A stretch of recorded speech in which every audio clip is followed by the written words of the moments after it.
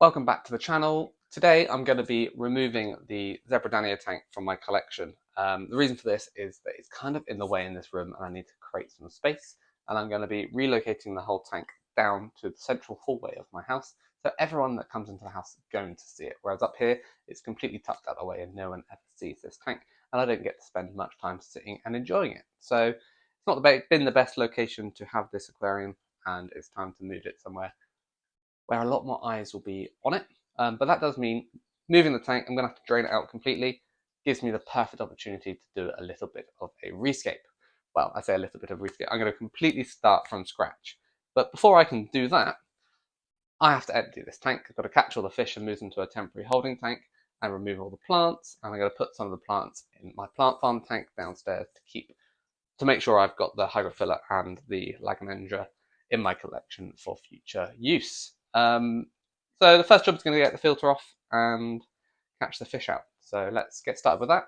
I'm not going to be rescaping the tank today. I'm going to be emptying it and doing all the associated jobs with cleaning down the tank. The other new scape is going to be something a bit different that I've not done in a long time.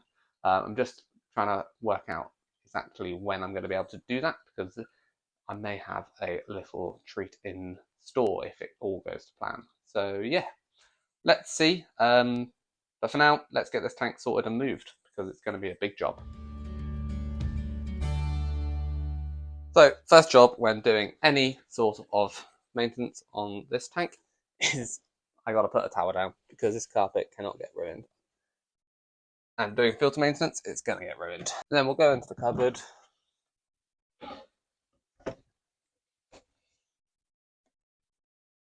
Make sure that is covered. Unplug the filter in the heater and bring it out.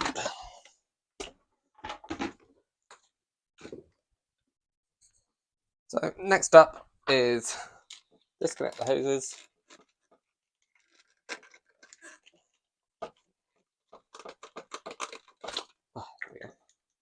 So first of all, I'm going to disconnect the inlet and outlet from the tank and bring it down carefully into the bucket, and then release the water that's held inside of it, because all these external filters, they trap the water inside to help starting back up and to avoid dripping when doing maintenance, but I wanted to get that water out and into the bucket.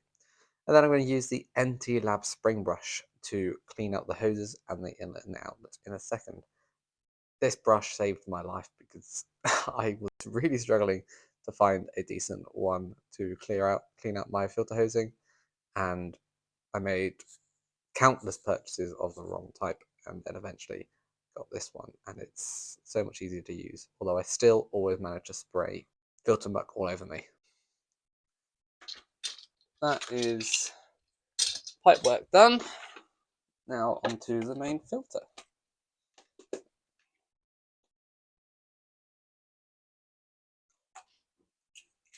Heating come out, that's all nice and clean still, so I don't need to do anything with that. Just put it to one side. Pour some of the water out.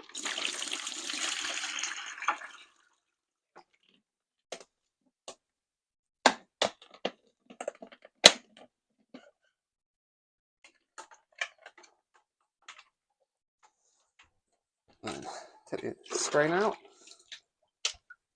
Give that a quick clean. Then with the pipe brush.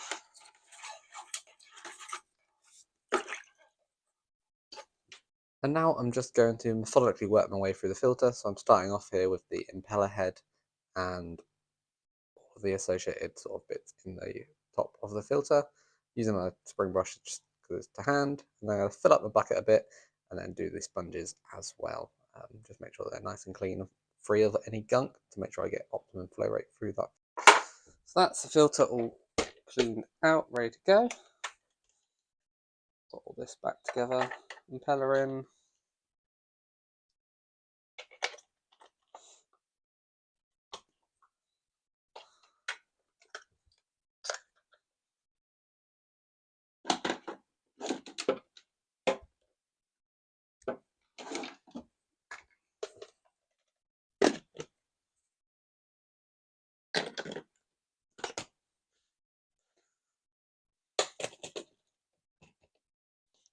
Right, I'll take this down to the fish room and get this onto another tank.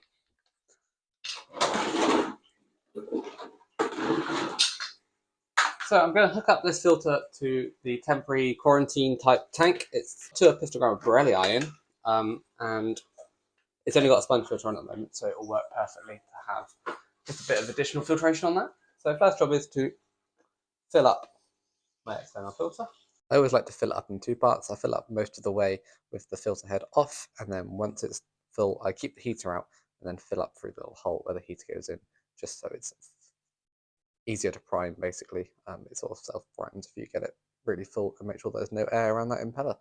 Going to connect up all the hosing again. I normally always get the inlet and the outlet wrong, despite it being labelled somehow. But this time, you'll see in a second, I did not. I got it right. I think that is the first time ever. So very proud of myself to finally learn. Yep, filter's going to be turned on once all that's sealed up. And now we just wait for the air to purge out. All is good. So next up is trying to catch these fish out. I'd like to try and get them out sooner rather than later, because I don't have a whole lot of time. And if I can get the fish out into a tank with a filter, I can leave the plants and the water in there until I'm ready. So yeah, just going to fill up a little jug to try and catch them into, and move them into their home. So on for the 2 nets, and then I'm going to time lapse this because it's going to be stressful if I don't. Using 2 nets allows me to guide fish using 1 net into a stationary net to then trap them in, and it just generally stops them being able to escape so easily and get them so stressed. However, with this dense planting, I just couldn't get anywhere near them, so I had to rip it all out and make the tank completely disgusting so I couldn't see where the fish were. At least I wasn't precious about the escape, I suppose. I've just transferred the danios into the spare tank with the epistogram of Borellii. They are perfectly fine in the same temperatures, so this is going to be an ideal fit. And now I'm back to remove the rest of this scape. So I'm just taking out the plants, being careful not to damage the lagonendra because I don't have much of that ready to transfer across. And then all the hardscape, seed pods, whatever large stuff is in amongst the sand, removed out, ready for cleaning separately, and then just drain some of the water out. Once I'm not dealing with the livestock, I find emptying tanks quite therapeutic. I don't know if you guys feel the same way. The initial stage of trying to catch the fish and transfer them and all of those sorts of things, it's quite stressful because you know you can do harm to something, another living creature. But whereas now I'm just removing stuff, removing sand, removing water, and getting the tank back to looking brand new, it's just quite, I don't know, I quite enjoy it. Maybe I'm weird for that, but yeah, that's just the way I feel. But yeah, now sand's coming out, and this is all going to be it's all mixed up with loads of soil and sand and God knows what. So just get rid of that, and then quick flush through just to get rid of any of the last bits of value with some cleaner water, and that will then it's siphoned out, and it should be a nice clean tank almost. So I've got a blank canvas now, ready to start again. I do have a little bit of water in the bottom, but I can't get it out easily. So I'll get it when I move it, because I can just tip the tank up and pour it into a bucket. But that's it for up here. I think I can turn the lights off and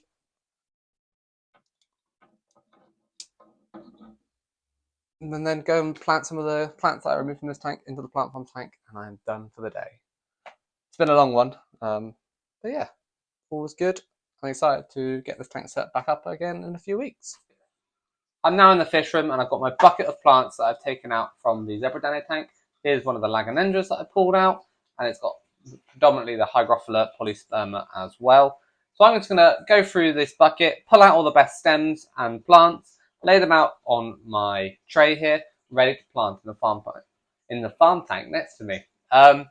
There's not a lot of room in there at the moment, so I'm going to take some of the limophylla out and bin it because they're just dominating, and I want to make some room for some different textures. I'm also going to remove a lot of the cryptocorals from this tank as well, because they're going to be used in a future scape in a few weeks' time. So may as well do all the mess now and then do a big water change and sort out all of the detritus and stuff that this creates. So yeah, going to prepare my plants first, keep them damp in the fish room on this tray, while I then get ready to make some space in the tank. Let's get started. Time lapse time. You'd think with these tanks just coming out of a tank, they'd be fine just to stick straight into the new scape or existing scape, and yeah, no prep work would be needed. But personally, I always like to just trim down the roots a little bit.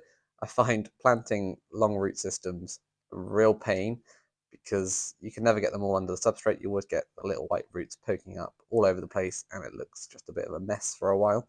So I always like to trim the roots down quite short. I also, with stem plants, will just get rid of the leggy ones. Now it's time to ruin another tank and completely make a mess again by ripping all these plants out. As you can see, the aquaforest natural substrate that's underneath the sand here just clouds as soon as you try and pull up any of the roots, because it's just like quite clay based, and once it's wet it just sort of, I don't know, turns into a misty dust in the water column. So that just means I'm going to have to do a reasonable sized water change on this tank. I'm not going to clean the filter at this point. Normally I would do when I do maintenance on this scape, because I've got the fine filter wall to keep it nice and polished and clean, not like any of my other aquariums. But in this instance, I'm going to leave it in there, let it pull out all of this sediment that I've just disturbed, and then I'll do it in a couple of days. Now I need to sort out the cryptocorms that I've just removed out and dumped on the top of this tank here. This is the zebra danio tank now, where I just put the zebra danios and the epistogramma already in there. And because this tank is just a holding tank, I can just pop the crypts in. It's got light. There's actually a few root tabs in this end of the tank, that's why I'm going to be putting all the cryptocorms here on the right hand side. And they should just tick over for a few days to a few weeks, so whenever I get around to scaping the tank next to it. And I guess it's time to tidy up this mess now then. It's a few days since I shut down the zebra danio tank, and as you can see, it is now in a new location. I waited for Amy to come home and we moved it downstairs together, just because it's a little bit safer moving glass with two people. So it's going to sit here empty for a few weeks until I get around to scaping it. My hope is that someone that I'm sure a lot of you are going to recognise is going to come around and we're going to do it together. I think the video will not be on my channel, but I will share a link to it as and when it is done. But in the meantime, obviously, the plants that I put into the plant farm tank have been settling in really well. I'm really liking the look of a different texture in there, and hopefully you all guys agree, because yeah, I think it's just adding a little bit extra to the tank. And the Lagonendra is also looking really good in the end of the scape here. So yeah, really pleased with how that's looking, and that's just a couple of days. So basically all that's happened is the stems are straightened up since being planted. They need a trim, get it nice and bushy again, and the limnophilia on the right hand side also could do with a little bit more height to it. I did give it quite a heavy trim not that long ago. So yeah, all in all, it's going quite well, and that's it for today's video. Yeah, like I said, look out for me sharing a link to when I rescape this tank, and I will do a sort of deep dive video into the scape on my own channel once it's done.